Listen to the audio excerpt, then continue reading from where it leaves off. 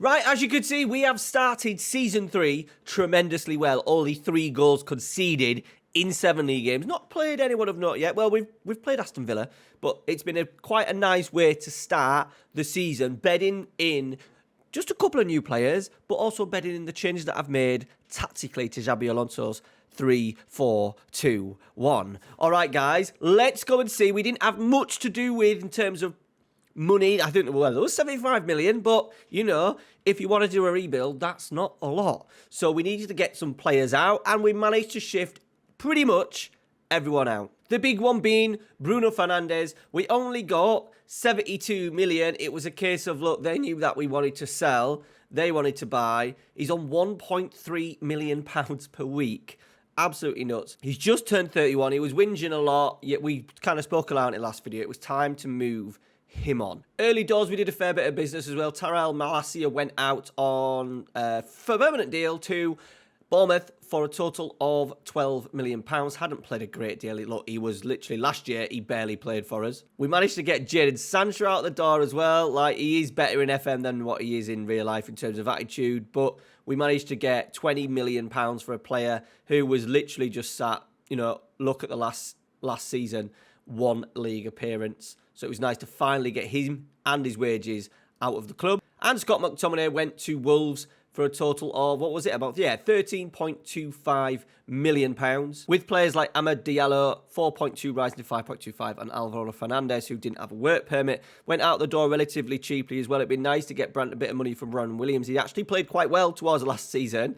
He did have an insane average rating in the league, 8.23. I wanted to keep him, but he wouldn't sign a new deal, so he ended up leaving on a free. And then obviously Mason Greenwood, Christian Eriksen's still a free transfer, despite it being October. Mason Greenwood is at Juventus. So in all, we made about £130 million, so we're looking at about 200 million to spend. We wanted some key areas, but the first one was a youngster has come through the door. His name is Mihailovic Kotovic. He is a Serbian, I believe. We've sent him back on loan, but we do need a couple of decent players in and around sort of like the B team. I've let him go back on loan just to help while we sort his work permit. I'm hoping that he's going to pretty much become a full international over the next 12 months. He arrived for a little fee of £1.8 million. Something, he is a real player. He's not a new gen guy, so maybe someone that you could maybe potentially find in your FM saves. We needed someone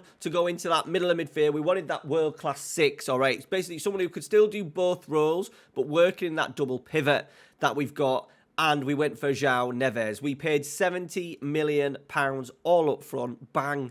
There you go. He started really well as well. 7.42. We're playing him as a volante. 4 goals in 9 games. 2 assists.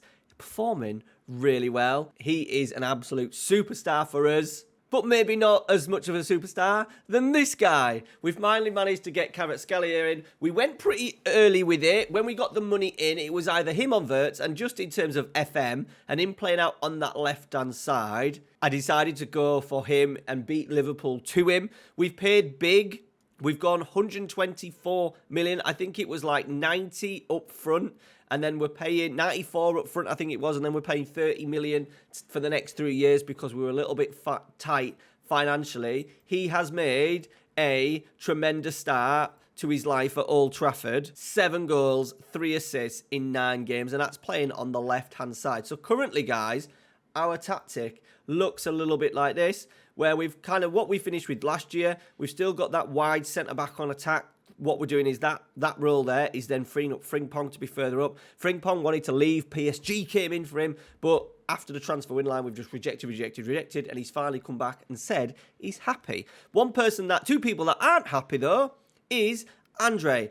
He wants to stay, but he wants more game time. I've promised him more game time, and so far, he's doing a decent job for us. Not absolutely amazing. I'm going to have to rotate him and V for a bit. And then the other one is Mason Mount. He's whinged about game time. I've delivered it, given a few starts at the start of the season. He has actually got injured, but I do think I still need a number 10 in there for next season. So maybe Florian Wirtz could be that man to take up that role. And then in here, in the Neves, because we want him piling forward, we've put that on attack. So in all, we're pretty we're pretty attacking. And as you can see, the results so far this season have been pretty damn good. 2-0 Aston Villa, 3-2 Brentford, 7-0 Norwich, 2-0 against Burnley, a 0-0 draw, disappointingly, against Dortmund, a 4-1 win against Everton, 2-0 in the Carabao Cup, rotated squad, and then we went to Wolves in the league a few days later and won 4-0. 4-1 against Napoli, Kvaratskhelia scoring a couple of goals against his own club,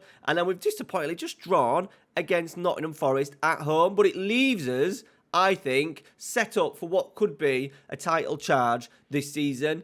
If we can maintain and beat everyone else and keep this sort of distance, then we could potentially afford to lose a couple of games against the better teams, the Man Cities, the Liverpools away from home. But we are set up really well. I think set up so much that I'm really confident with this tactic, that we're both good in the attacking areas and the defending areas. We've also got really good balance in the squad. Like the goalkeepers, we're sorted. Right-footed centre-halves, we've got Todibo, Milenkovic, Maguire and James Ashworth, who we've called up from our under-23s.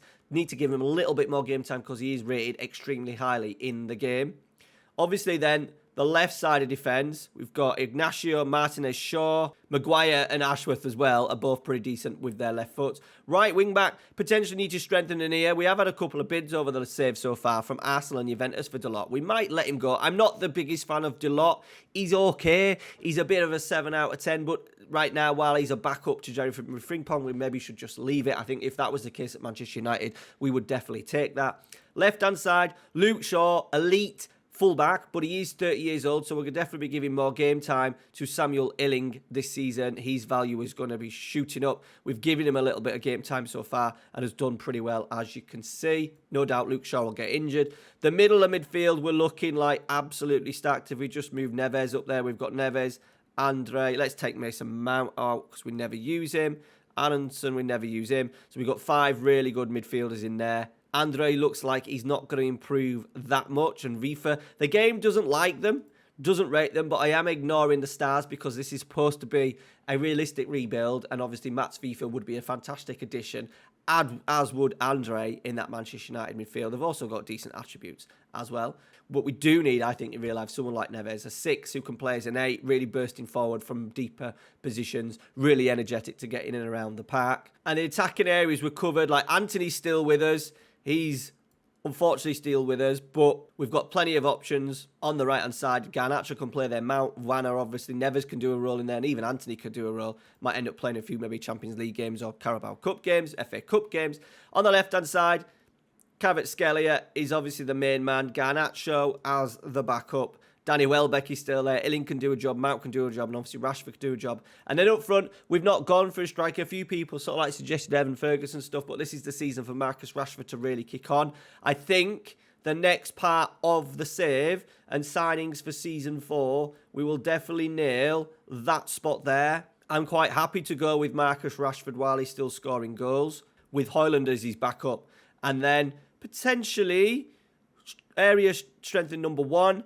Goalkeeper strengthening, potentially number 2. So I need young goalkeeper solutions right now. Need to be young because Onana, guys, he's still only 29 and pretty damn good. I'm not in the immediate thing of strengthening. Maybe we just go all out and sign that attacking midfielder. Anyway, any suggestions? Where do we need to strengthen for season 4? Because we always like to plan ahead. Let me know down in the comments. Season 3 will be completed on Sunday night. We'll take a look at from now where we are at the start of October, and we'll go through all the way through to the end of the season and see where we're at. Hopefully, we've won some big trophies in the rebuild of Manchester United.